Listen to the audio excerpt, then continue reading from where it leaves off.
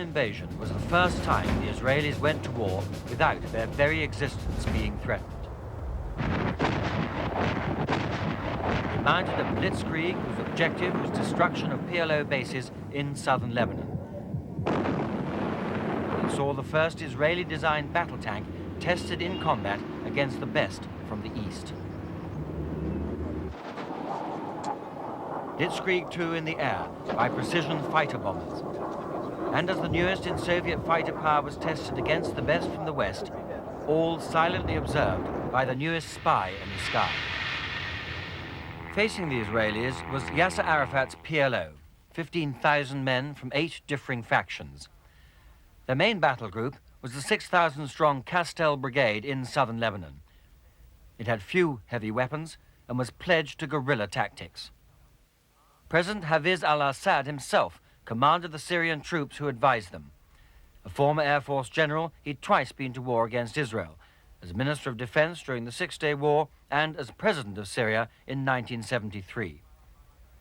The Israeli strategy was devised by Ariel Sharon, hero of the Six-Day War's Sinai battlefield as a tank commander, architect of victory in the Yom Kippur War, now Minister of Defense. But as his forces swept north, he revealed another strategy, designed in fact to force the PLO out of Lebanon altogether, a plan that would bring Israel into conflict with Syria as well as with world opinion.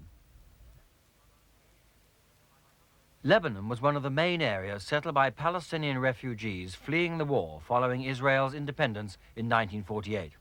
But most went first to Jordan to direct terrorist activity against Israel from Fedayeen bases there. The Fedayeen became the Palestine Liberation Organization, driven further into Jordan when Israel occupied the West Bank during the Six-Day War.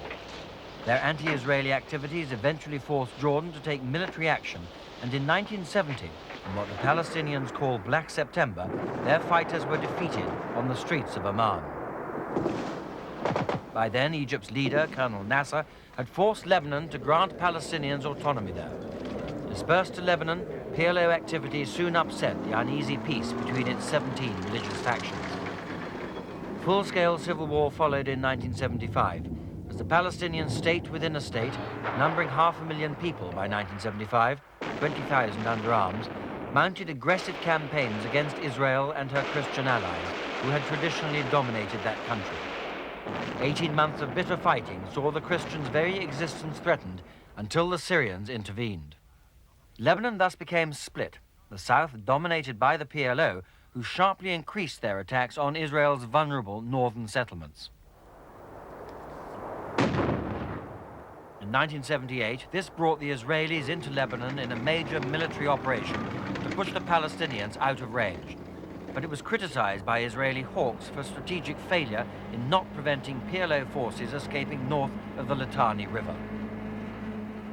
Meanwhile, United Nations occupation of southern Lebanon failed to prevent PLO artillery attacks on Israel's northern border. And in 1981, Syria raised the stakes by deploying SAM missile batteries in the Bekaa Valley to protect its aircraft against Israeli attack. Mounting PLO activity convinced Israel that another invasion was inevitable. It was postponed 4 times, until the crescendo of tit-for-tat attacks peaked in 1982. The precision raid on a Beirut football stadium was prompted by the attempted murder of Israel's ambassador in London. It was PLO headquarters, beneath it an arms dump. As PLO artillery hit back, Israel launched Operation Peace for Galilee, with the initial objective of wiping out PLO forces south of Tyre, a move backed this time by an amphibious operation to cut off retreat north of Sidon. But their initial momentum took them to the edge of Beirut. HR, Sunday, June the 6th, 15 years to the day since the start of the Six-Day War. General Drury's armor poured over the border along a 100-kilometer front, vehicles draped in red to identify themselves to friendly aircraft. Altogether, 1,250 tanks, backed by scores of self-propelled howitzers and 1,500 Zelda armored personnel carriers. They'd take most of the day to cross the border. With kit bound tightly to the shells of their Zeldas, the men of Israel's Battle Group A, spearheaded by the 211th Armored Brigade, leapfrogged north up the coast road, isolating 3 battalions of the PLO's Castel Brigade, 2,000 men in well-prepared defensive positions.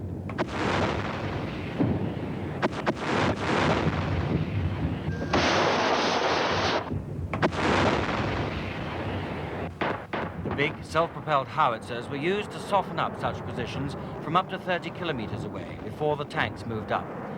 And as they pounded targets around Tyre and Sidon, mechanized infantry of the 91st Division were already bypassing them to secure a bridgehead over the Litani River further north.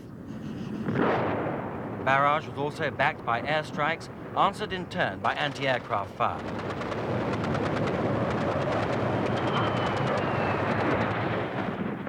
The particular target was the PLO's defensive line, designated Abu Yusuf el-Najjar, Middle Sector, and Beit el-Muqaddes, around the refugee camp at Ain Hilwa.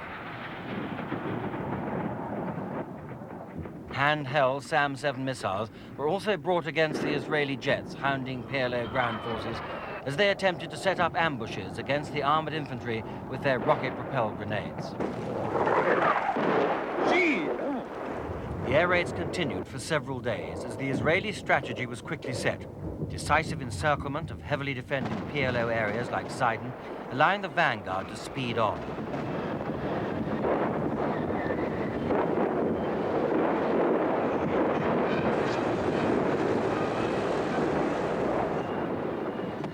Meanwhile, mobile Russian-made 14.5mm anti-aircraft guns roamed the streets.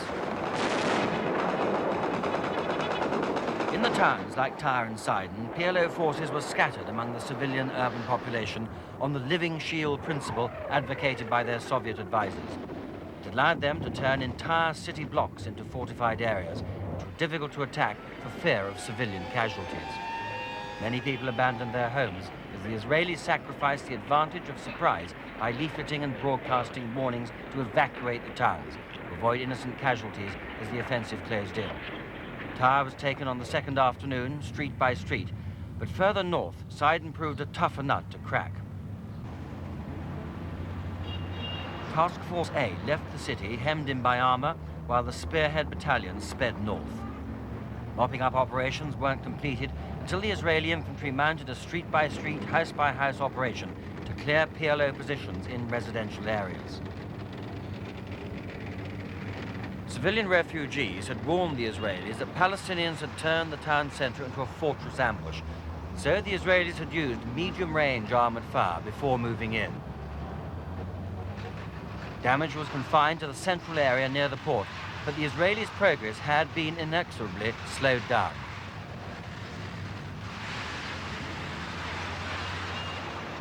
And the Israelis also began the important public relations task of soothing the innocent people who'd lived through it all. An Israeli army medical unit had been set up, and within days, as many as 250 people had been treated there.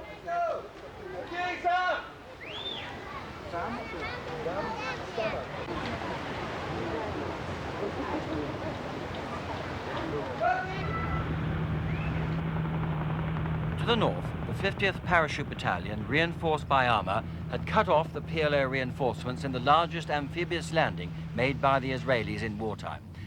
And after the spoils of war, the prisoners. Many had either discarded the uniforms that marked them as members of Fatah's Castel Brigade, or had operated in civilian guises. Hundreds of prisoners were taken. This time, Israel treated them as prisoners of war under the Geneva Convention, after interrogation.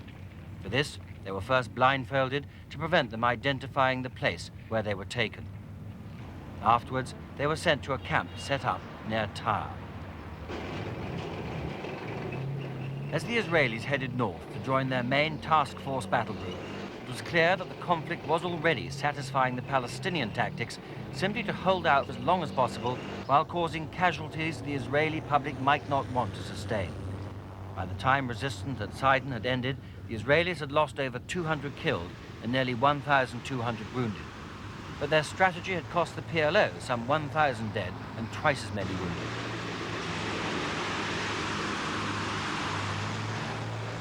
The continued movement of huge, self-propelled 175mm howitzers and battle tanks made it equally clear that the Israeli strategy was changing.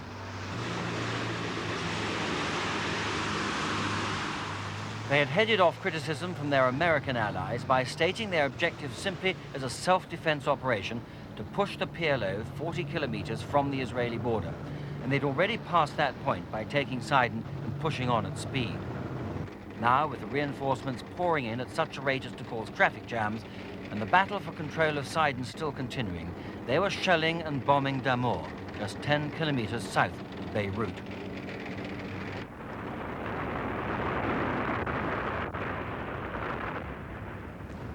This had been a Christian town, but the PLO had massacred its inhabitants during the Civil War and taken it over, an act that would find deadly retribution in the Palestinian camps of Sabra and Shatila after the war.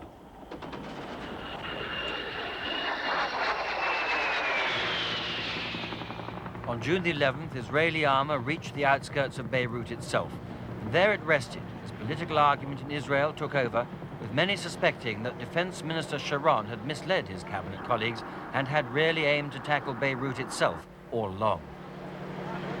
Did you do much fighting on the way here? No. No fighting? Actually, none at all. None at all? Okay. Little shot and that's all. The big guns threatened the city from strategic high points, but for the time being at least, they remained silent. And that halt at the city outskirts is now seen as a major strategic error. Inland, the Israelis advanced on 3 fronts towards the Beaufort Castle, Litani River crossings, Nabatea, and to the east, so-called Fatahland, areas held by just 1,000 PLO soldiers to face Israelis' 36th Division of mixed infantry and armor. This was hill country, its roads barely better than tracks, winding along defiles easily defended by small forces. They would have been difficult to drive on even if they had been properly maintained, but they hadn't. And they traversed rugged countryside that severely complicated military communications.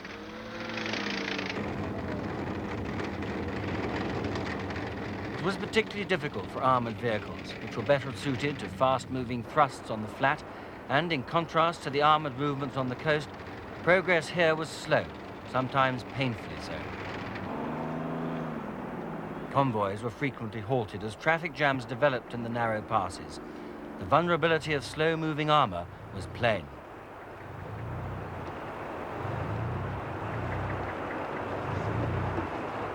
It presented an easy target for the hit-and-run tactics of the Palestinian lion cubs, boys armed with rocket-propelled grenades and trained in commando warfare. Landmines were another danger, particularly to armored infantry vehicles, but giving them outside fuel tanks prevented the catastrophic internal fires many suffered when hit during the Yom Kippur War. Helicopters now became the main supply link in clear view here of the PLO's main observation post, Beaufort Castle.